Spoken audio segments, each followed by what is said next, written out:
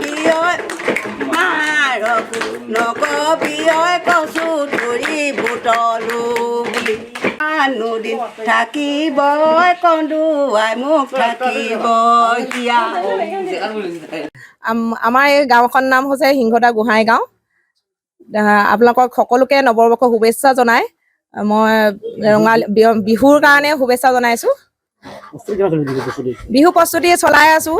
এতিয়া পিঠা বনাই আছোঁ, ঢেঁকীত পিঠা খুন্দি আছে। তিল পিঠা বনোৱা হ'ল, তেল পিঠা বনোৱা হ'ল, নাৰিকলৰ লাড়ু বনোৱা হ'ল, তিলৰ লাড়ু বনোৱা হ'ল, মিঠৈ বনোৱা হৈছে।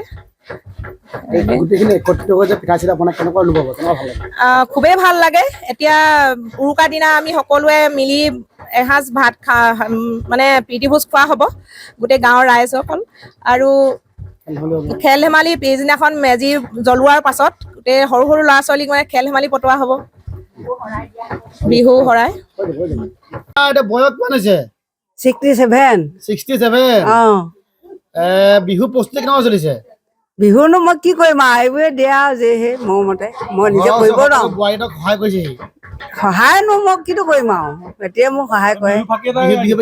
বিহু বুলি পুৰণি কলীয়া জানৈ ডিব্ৰুগড় শুৱনি মেডিকেল কলেজখনৈ মেডিকেল কলেজখনৈ শিৱসাগৰ শুৱনি দৌল অন্তৰে অন্তৰে তোমাক নুভালে পুৱা ঐ তোমাক নুভালে পুৱা ঐ আজি মোৰ 2 বছৰ হ'ল।